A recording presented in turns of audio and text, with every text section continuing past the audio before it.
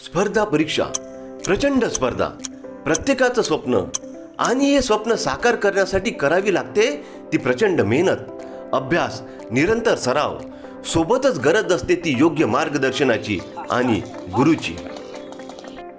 असेच एक व्यक्तिमत्व जे ग्रामीण भागामधून शहरामध्ये येऊन ज्यांनी स्वतःची ओळख निर्माण केली.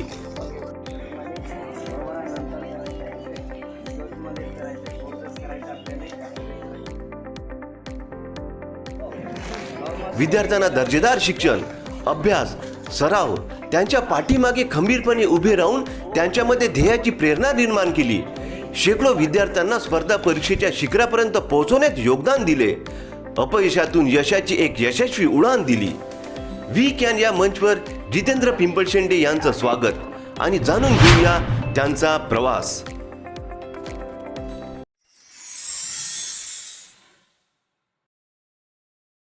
शांततेच्या टायमामध्ये जर घाम गाळला तर युद्धाच्या टायमामध्ये आपल्याला कमी रक्त गाळावं लागतं. काही विद्यार्थी हा व्हिडिओ बघत असतील as a motivational video, okay, या दृष्टिकोनातून बघावा, जेणेकरून कुठे वाटत असेल, कुठे अडीअडचणी येतील, आयुष्यात खचून गेल्यासारखं जर वाटत असेल तर हा व्हिडिओ नक्की बघावा. कारण मी एक आज म्हणता येणार नाही का सक्सेसफुल पर्सन, मी कुठेतरी अनसक्सेसफुलच आहोत. जेव्हा माझे विद्यार्थी सक्सेस होतात त्यांच्यामध्ये मी माझं सक्सेस बघत असतो. तर त्याच्यामुळे कुठे जर खचून गेल्यासारखं वाटत असेल तर हा व्हिडिओ नक्की बघावा.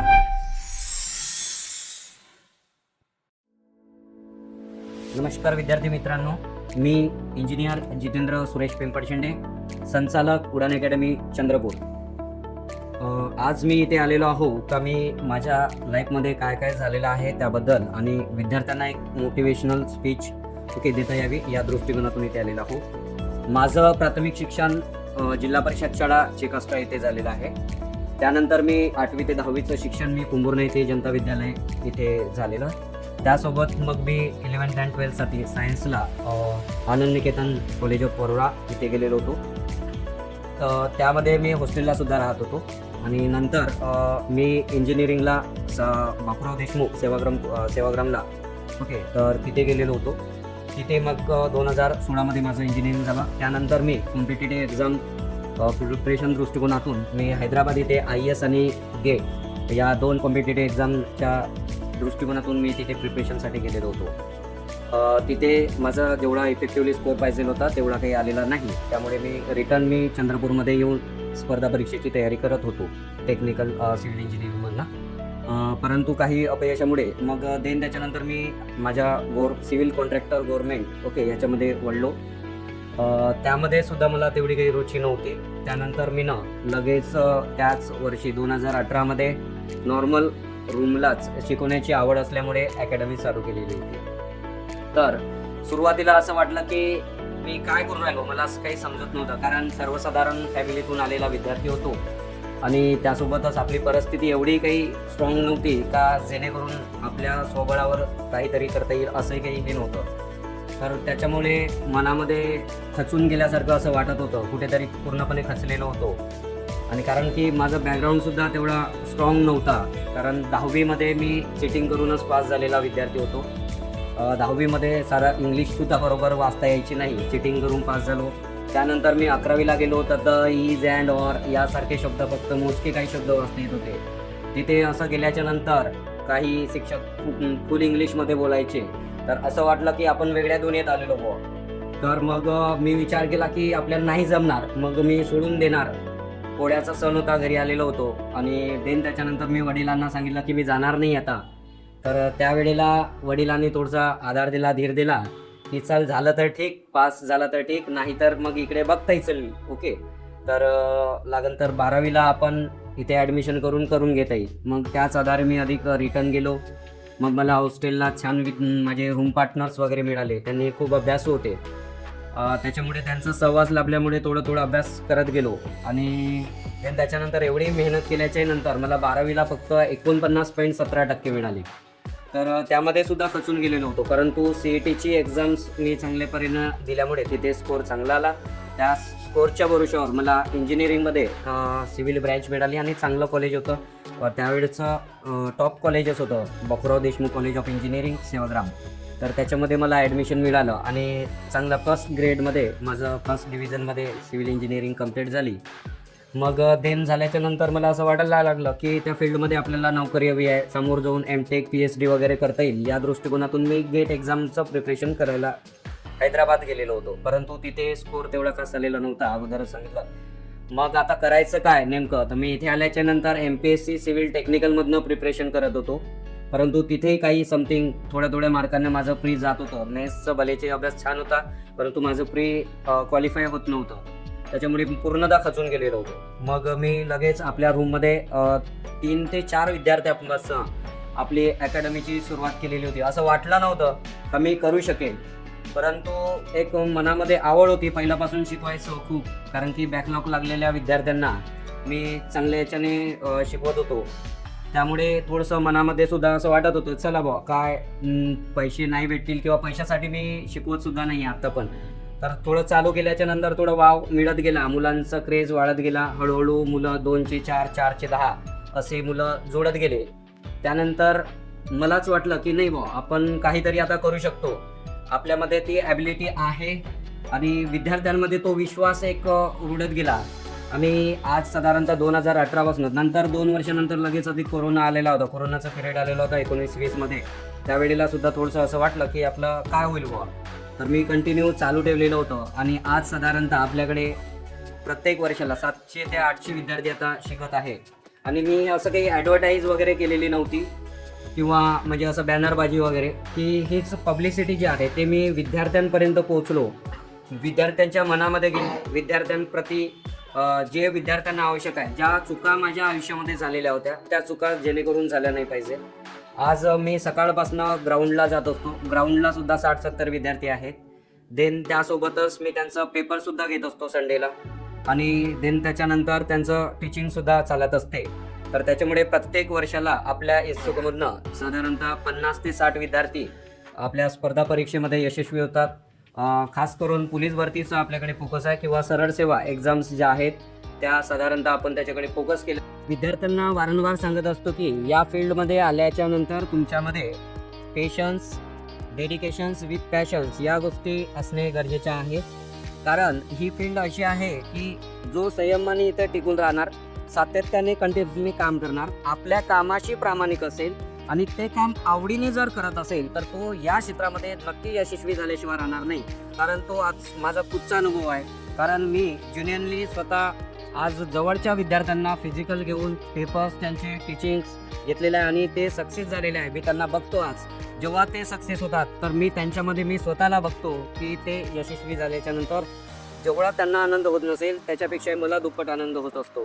कारण एक फेल्युअरच व्यक्ती सांगू शकतो की सक्सेस झालेल्या व्यक्तींकडे भरपूर काही गोष्टी म्हणजे नॉलेज तेवढं फारसं नसतात, परंतु जेव्हा अनसक्सेसफुल पर्सन असतो त्याच्याकडे का बरं फेल्युअर्स झालेलो आहोत आपण, या गोष्टीचं नॉलेज जे आहे त्या फेल्युअर्स पर्सनकडे असते आणि त्या चुका झाल्या नाही पाहिजे या दृष्टिकोनातून मी विद्यार्थ्यांना सांगत असतो. आणि विद्यार्थ्यांना एकच सांगणं आहे का जेव्हा शांततेचा टायमिंग आहे त्यामध्ये भरपूर मेहनत करा. ही चुका काय होते की आपण जेव्हा एक्झाम्स आली, ॲड आली त्यानंतरच आपण प्रिपरेशन करणं चालू करतो, परंतु माझं एक सांगणं आहे का जेव्हा आपण शांततेचा टायमिंग आहे त्यावेळेला जास्त मेहनत करायला पाहिजे. म्हणून एक मन सुद्धा आहे, शांततेच्या टायमामध्ये जर घाम जर गाळला तर युद्धाच्या टायमामध्ये आपल्याला कमी रक्त गाळावं लागतं. तर त्याच मनीचा वापर करून जीवनामध्ये आपल्याला उतरवून आणि अभ्यास करायचा आहे. तर यश नक्की तुम्ही यशस्वी व्हाल, यश तुम्हाला मिळेल.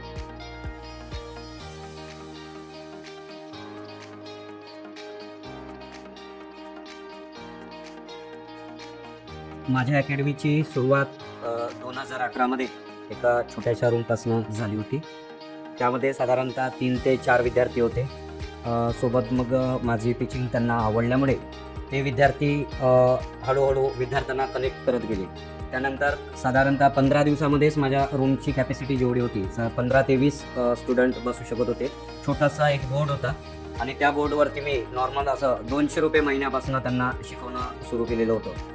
तर त्यानंतर हळूहळू वाढत गेला. म्हणजे म्हणतात ना, एक छोटंसं रोपटं लावलं की हळूहळू आपण त्याला खात पाणी देतो, त्याचा विचार न करता आपण त्यांना मेहनत करत राहणे ही खूप काळाची गरज आहे. आणि मी त्याच पद्धतीचं वर्क कंटिन्युअसली प्रामाणिकपणे ते करत राहिलेलो होतो. आणि नंतर हळूहळू त्या रोपट्याचं वृक्ष आणि वृक्षाचं असं मोठं पुष्कळ झाड हे आज पाहताना मिळत आहे. त्यानंतर मी स्टुडंट वाढल्याच्या नंतर मी आपला ITI कॉलेज आहे त्या बिल्डिंगमध्ये मी एक आपलं जे ST वर्कशॉप चौक आहे त्या ठिकाणी मी अकॅडमी सुरू केलेली होती नंतर. परंतु तिथे सुद्धा अधिक विद्यार्थ्यांना जागा वगैरे होत नव्हती आणि काही कारणास्तव मग मी शिफ्ट केली जिथे की आता आहे माझी स्टडी रूम सुद्धा आहे, मी क्लासरूम सुद्धा जेट कम्प्युटर इथे 2019 वगैरे. तर तिथे साधारणतः 50 सीटची कॅपॅसिटी असलेली स्टडी रूम होती. आता ते 65 विद्यार्थी बसू शकतील अशी स्टडी रूम आहे आणि सोबतच आज साधारणतः 50 ते 60 विद्यार्थी बसू शकतील अशी एक क्लासरूम आहे. आणि इथून प्रवास हळूहळू चालू झाला आणि वाटलं नव्हतं की मी या स्टेजपर्यंत येऊन पोहोचेन. ते आज सगळं जे क्रेडिट चाललेलं आहे ते क्रेडिट सगळं विद्यार्थ्यांना जात आहे. कारण तेच आज माझे जे ॲडव्हर्टाईज आहेत किंवा तुम्ही कितीही बॅनरबाजी केली किंवा काही केलं, परंतु जर विद्यार्थ्यांमध्ये जर पोचायचं जर असेल तर तुम्हाला नथिंग बट विद्यार्थ्यांसाठी काम करणे गरज आहे आणि त्यांच्या ज्या अडीअडचणी आहेत त्या समजून घेणे खूप काळाची गरज आहे. त्यामुळे मी त्याच्या एनी टाईम पाठीशी राहतो. कुठेही स्पर्धा परीक्षा करणाऱ्या विद्यार्थ्यांना जर का गरज पडत असेल तर त्यावेळेला सुद्धा मी असतो. त्यामुळेच आज कुठलीही बॅनरबाजी जास्त न करता सुद्धा मी आज साधारणतः 700-800 विद्यार्थी प्रत्येक वर्षाला आता आज शिकवत आहो आणि दरवर्षी साधारणतः आपल्या अकॅडमीमधून 40 ते 50 विद्यार्थी परिपूर्ण यशस्वी होत असतात. स्पर्धा परीक्षा क्षेत्रामध्ये यशस्वीरित्या होऊन प्रशासकीय अधिकारी होत असतात. तर विद्यार्थ्यांना एवढंच सांगणं आहे की खचून न जाता तुम्ही प्रामाणिकपणे काम करत राहा. आणि एक स्पष्ट माझं बोलणं आहे की मी सक्सेस झालेलो नाही, त्याच्यामुळे माझा कुणी सत्कार केलेला नाही, त्याच्यामुळे मी सक्सेस झालेल्या विद्यार्थ्यांचा सुद्धा सत्कार करत नसतो. परंतु जे अपयशी विद्यार्थी आहेत त्यांच्या पाठीशी एनी टाइम राहतो, त्यांच्या पाठीवर हात सदैव असते. कारण जर खचून गेलेल्या विद्यार्थ्यांना जर हात दिला की मी तुझ्या पाठीशी आहे, ओके, खंबीरपणे राहा, लढ, आधी पुन्हा हे दे, तर त्यांना एक काळाची गरज असते आणि एक मोटिवेशनलची सुद्धा खूप गरज असते. त्याच्यामुळे मी ॲज अ त्यांना मोटिवेट करत असतो केव्हा क्लासमध्ये सुद्धा किंवा असं नॉर्मल सेमिनार अटेम्प्ट करत असतो. आणि मी आयुष्यामध्ये बघितले पुष्कळ सारे सेमिनार, तर त्यामध्ये काय होतं की बाहेरून आग लावली जाते. भले त्याच्यामध्ये बोललं जाते की yes you can do, yes आपण म्हणतो यस आय कॅन डू, परंतु ते काही वेळापुरती आग असते. जर या आयुष्यामध्ये तुम्हाला जर सक्सेस व्हायचं जर असेल तर स्वतःमध्ये कुठेतरी आग लागली असायला पाहिजे. कारण बाहेरून लागलेली आग ही थोड्या वेळापुरती असते, विझून जाणार, परंतु आतून लागलेली जी आग असेल ती निवांतपणे हळूहळू पेटत राहील आणि त्या आगीचं एक दिवस असा विस्फोट होईल का तो तुम्ही त्यावेळेला सक्सेस झालेले पाहत असाल तुम्ही स्वतःला. आणि याच्यामध्ये मी वारंवार सांगत आहो की एकच शब्द सांगत आहो की पेशन्स नावाची जी गोष्ट आहे, संयम, ओके, तर ही गोष्ट खूप ध्येय चिकाटी जी आहे या स्पर्धा परीक्षेमध्ये उतरत असताना ते खूप गरजेचं आहे. काही विद्यार्थी 1 वर्ष येतात, खचून जातात, ते होता कामा नये. कारण आज जर मी जर विचार जर केला असता तर आज या स्टेजला नसतो.